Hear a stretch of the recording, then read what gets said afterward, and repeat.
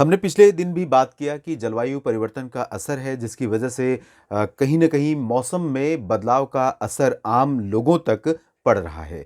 अक्सर हम बात करते हैं जब टेम्परेचर बढ़ने लगता है तब कहते हैं कि जलवायु परिवर्तन का असर है, ग्लोबल वार्मिंग का असर है। जब हम खबरें सुनते हैं ग्लेशियर के पिघलने की, माउंट एवरेस्ट के पिघलने की, तब हम कहते हैं जलवायु परिवर्तन का असर है और ग्लोबल वार्मिंग का प्रभाव है।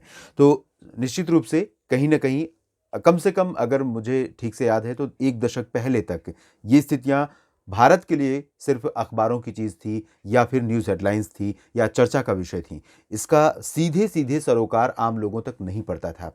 अगर हम प्राकृतिक आपदाओं को छोड़ दें, कुछ सर्टेन आपदाओं के जिसमें साइक्लोनिक स्टॉर्म हो गए या भूकंप हो गया, इस तरह की घटनाओं को छोड़ दें, तो बहुत ज़्यादा वेरिएशन वेदर में नहीं था। लेकिन अब आप देखेंगे कि वेरिएशन काफ़ी ज़्यादा आने लगा है और भारत का जो क्लाइमेट साइकिल है, वेदर वेदर और क्लाइमेट में 2 फ़र्क है, जलवायु और मौसम में। क्लाइमेट वो है जो हम एक्सपेक्ट करते हैं, यानी जिसकी हमें अपेक्षा होती है। जैसे मार्च आने वाला है, तो अब हमें उम्मीद होने लगेगी कि मौसम बदलने वाला है, सर्दी कम हो जाएगी, बारिश नहीं होगी, मौसम गर्म होने लगेगा, धूप खिलेगी। उसके बाद मार्च, अप्रैल, मई, जून ये गर्मी का मौसम। उसके बाद फिर जून से शुरुआत हो जाती है मानसून की। तो ये हमारा क्लाइमेट है भारत का और मौसम वो होता है जो हम एक्सपेक्ट करें या ना करें, हमारे सामने देखने को मिले। इसमें आप देख रहे हैं कि डब्ल्यूडी के आने का जो सिलसिला है वो थोड़ा-सा एक्सटेंड हो रहा है। नवंबर-दिसंबर में अपेक्षाकृत कम प्रभावित किए, उसके बाद अब ज़्यादा प्रभावित कर रहे हैं। तो इन डब्ल्यूडीज़ का क्या इम्पैक्ट रहेगा आने वाले समय में, किस तरह से प्रभाव हमें देखने को मिलेगा पूरे भारत में, इसकी बात करते हैं अगले 3 दिनों की। इस समय एक डब्ल्यूडी उत्तर भारत के पहाड़ों के करीब है और यहाँ पर आप देखिए उसका प्रभाव पहाड़ों से लेकर मैदानी इलाकों तक, हवाओं का रुख पूरा का पूरा बदल गया है। आमतौर पर इससे पहले आपने देखा था कि हवाएँ इस तरह से चल रही थी बिहार, झारखंड, पश्चिम बंगाल तक और छत्तीसगढ़, उड़ीसा तथा आंध्र प्रदेश के भागों तक उत्तरी ठंडी हवाओं का असर पहुंच रहा था। लेकिन अब हवाएं बदल गई हैं। यहाँ अरब सागर की तरफ से हवाएं आ रही हैं, इधर बंगाल की खाड़ी की तरफ से हवाएं पहुंच रही हैं।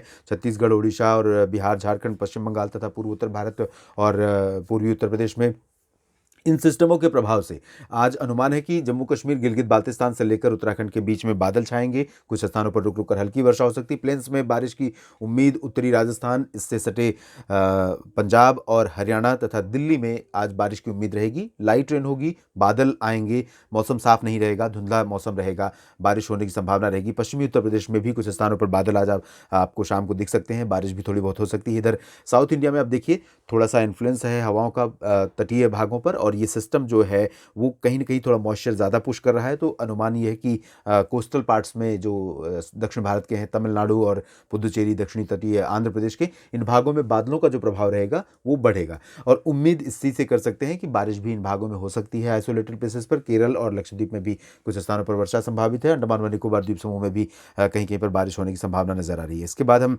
9 फरवरी की बात यहाँ पर करते हैं। 9 फरवरी को देखिए दोनों डब्ल्यूडी और सर्कुलेशन जब आगे बढ़ेंगे तब क्या ये मैं कह सकता हूँ कि जो ये स्पेल है मौसमी सिस्टम के प्रभाव से 9 फरवरी को सबसे ज़्यादा इसका इम्पैक्ट दिखाई देगा। 8 फरवरी को पूर्वी पश्चिमी इलाकों में दिखा आपको, 10 को पूर्वी भागों में दिखेगा, लेकिन 9 को पहाड़ों से लेकर मैदानी इलाकों तक। तो कौन-कौन से राज्य प्रभावित होंगे?